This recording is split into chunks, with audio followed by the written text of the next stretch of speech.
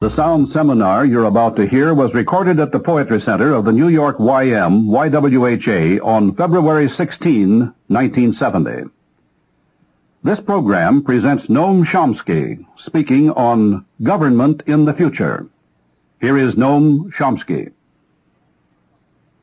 I think it's useful to set up as a framework for discussion four somewhat idealized positions with regard to the role of the state in an advanced industrial society. I want to call these positions first classical liberal, second libertarian socialist, third state socialist, fourth state capitalist, and I want to consider each in turn. Also, I'd like to make clear my own point of view in advance so you can evaluate and judge what I'm saying. I think that the libertarian socialist concepts, and by that I mean a range of thinking that extends from left-wing Marxism through anarchism, I think that these are fundamentally correct and that they are the proper and natural extension of classical liberalism into the era of advanced industrial society. In contrast, it seems to me that the ideology of state socialism, that is what has become of Bolshevism, and of state capitalism, the modern welfare state, these of course are dominant in the industrial countries and the industrial societies, but I believe that they are regressive and highly inadequate social theories, and that a large number of our really fundamental problems stem from a kind of incompatibility and inappropriateness of these social forms to a modern industrial society. Well, then let me consider these 4 points of reference in sequence, beginning with the classical liberal point of view. Classical liberalism asserts as its major idea an opposition to all but the most restricted and minimal forms of state intervention in personal or social life. Well, this conclusion is quite familiar. However, the reasoning that leads to it is less familiar and I think a good deal more important than the conclusion itself. One of the earliest and most brilliant expositions of this position is in Wilhelm von Humboldt's Limits of State Action, which was written in 1792. Though not published for 60 or 70 years after that. In his view, the state tends to, quote, tends to make man an instrument to serve its arbitrary ends, overlooking his individual purposes. And since man is in his essence a free, searching, self-perfecting being, it follows that the state is a profoundly anti-human institution.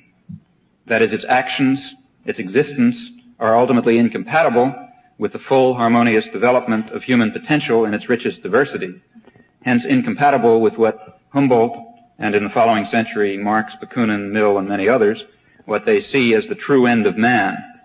And for the record, I think that this is an accurate description. The modern conservative tends to regard himself as the lineal descendant of the classical liberal in this sense, but I think that that can be maintained only from an extremely superficial point of view, as one can see by studying more carefully the fundamental ideas of classical libertarian thought as expressed, in my opinion, in its most profound form by Humboldt. I think the issues are of really quite considerable contemporary significance, and if you don't mind what may appear to be a somewhat antiquarian excursion, I'd like to expand on them. For Humboldt, as for Rousseau, and before him the Cartesians, man's essential attribute is his freedom. Quote, to inquire and to create, these are the centers around which all human pursuits more or less directly revolve. But, he goes on to say, all moral culture springs solely and immediately from the inner life of the soul and can never be produced by external and artificial contrivances. The cultivation of the understanding, as of any of man's other faculties, is generally achieved by his own activity, his own ingenuity, or his own methods of using the discoveries of others. Well, from these assumptions, quite obviously, an educational theory follows, and he develops it, but I won't pursue it, but also far more follows. Humboldt goes on to develop at least the rudiments of a theory of exploitation and of alienated labor that suggests, in significant ways, I think, the early Marx. So Humboldt, in fact, continues these comments that I made, that I quoted about the cultivation of understanding through spontaneous action in the following way. He says, man never regards what he possesses as so much his own as what he does. And the laborer who tends a garden is perhaps in a truer sense its owner than the listless voluptuary who enjoys its fruits. And since truly human action is that which flows from inner impulse, it seems as if all peasants and craftsmen might be elevated into artists, that is, men who love their labor for its own sake, improve it by their own plastic genius and inventive skill, and thereby cultivate their intellect, ennoble their character, and exalt and refine their pleasures. And so humanity would be ennobled by the very things which now, though beautiful in themselves, so often tend to degrade it.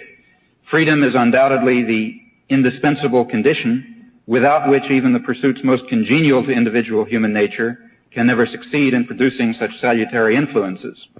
Whatever does not spring from a man's free choice, or is only the result of instruction and guidance, does not enter into his very being, but remains alien to his true nature. He does not perform it with truly human energies, but merely with mechanical exactness. And if a man acts in a mechanical way, reacting to external demands or instruction rather than in ways determined by his own interests and energies and power, he says we may admire what he does, but we despise what he is.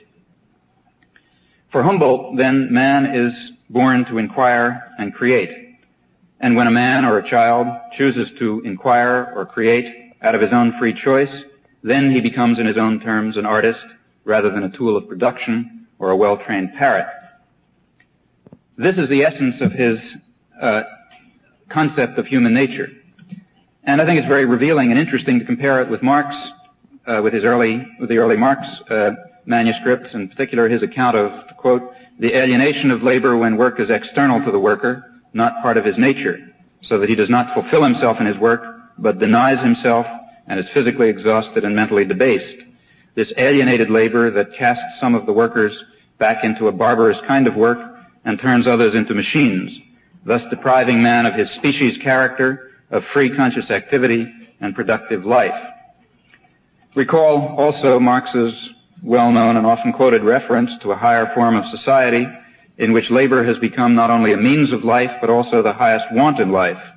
And recall also his repeated criticism of the specialized labor which, I quote again, mutilates the worker into a fragment of a human being, degrades him to become a mere appurtenance of the machine, makes his work such a torment that its essential meaning is destroyed, estranges from him the intellectual potentialities of the labor process in very proportion to the extent to which science is incorporated into it as an independent power. Robert Tucker, for one, has rightly emphasized that Marx sees the revolutionary more as a frustrated producer than as a dissatisfied consumer.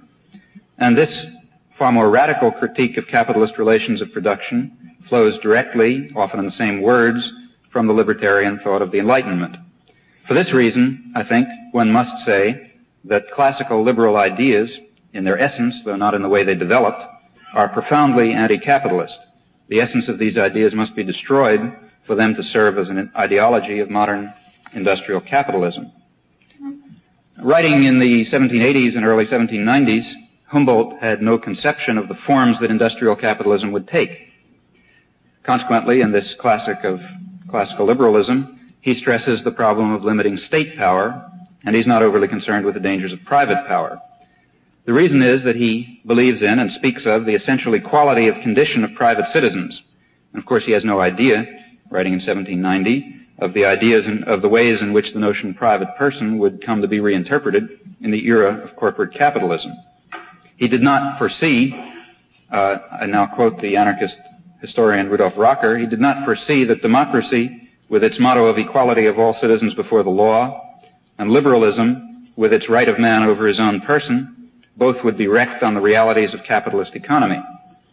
Humboldt did not foresee that in a predatory capitalist economy, state intervention would be an absolute necessity to preserve human existence, to prevent the destruction of the physical environment. I speak optimistically, of course.